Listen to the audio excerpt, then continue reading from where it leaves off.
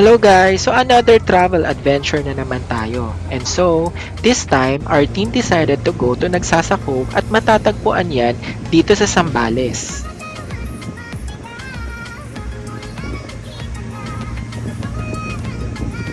Marami mga magagandang isla na pwedeng mapuntahan dito sa Zambales. And one of that is itong Nagsasakog na merong almost an hour na boat ride starting from the port.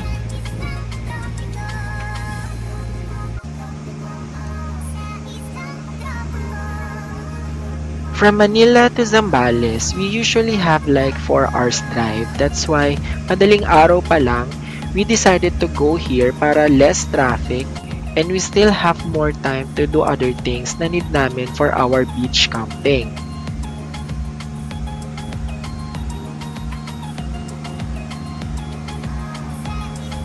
Magandang puntahan din naman ang Nagsasakog na kahit medyo malayo compare from the other islands in Zambales, mas less crowd at makikita mo talaga kung gaano kaganda at linaw ng tubig.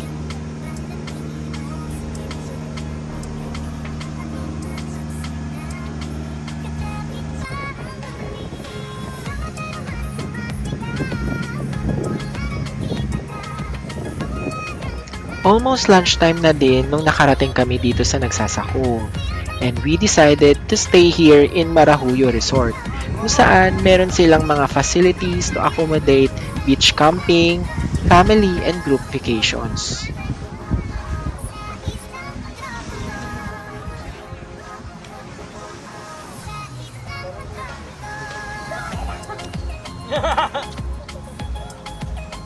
Tapos dito yung may mga tubig. Ito yung tent na natin. Itong lima. Since lunchtime, we decided to prepare a boodle fight para mas enjoy ang beach camping adventure. Ay, natapon na anak ko.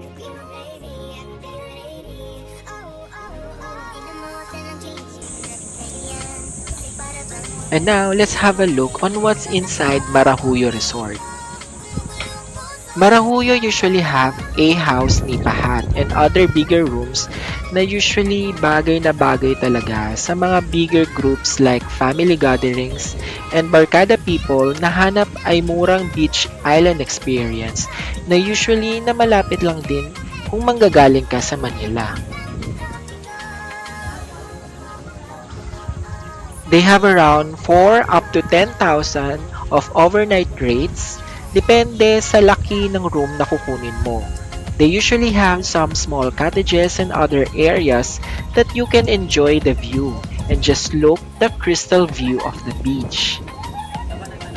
They also offer pool and view deck kung saan pwede mo matanaw ang buong Nagsasakog and talagang perfect spot for picture taking and staying for sunset.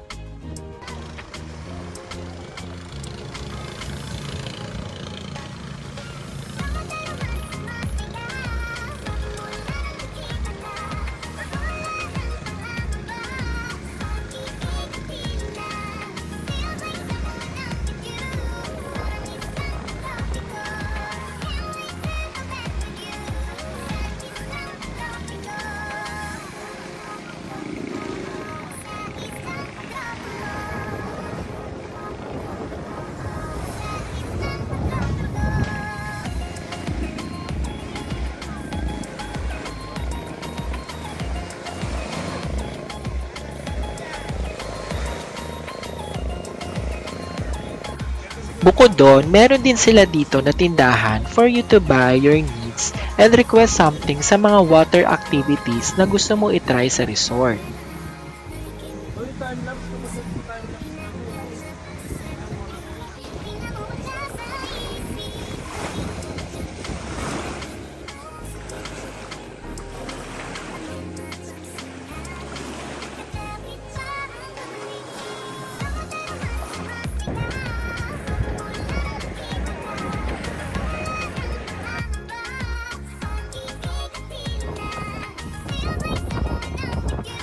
And what I like about the resort is yung design of those houses and cottages na meron sila.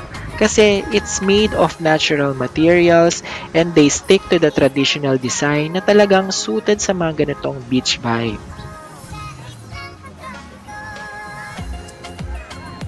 Well, it's almost sunset and kita mo talaga ang pagka-golden hour view ng buong lugar.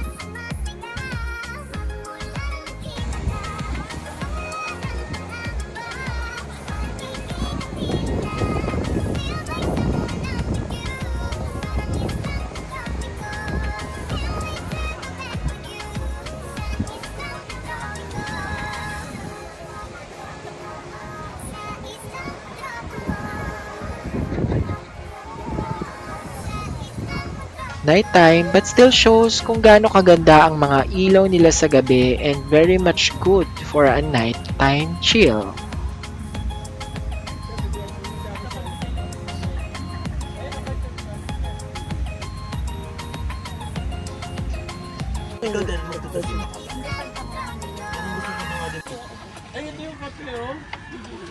Umaga na din and we really had a great time having our breakfast and coffee. Great taste. Great Ay, taste like OG. So it's time to go. See you na lang din for my next travel adventures. See ya!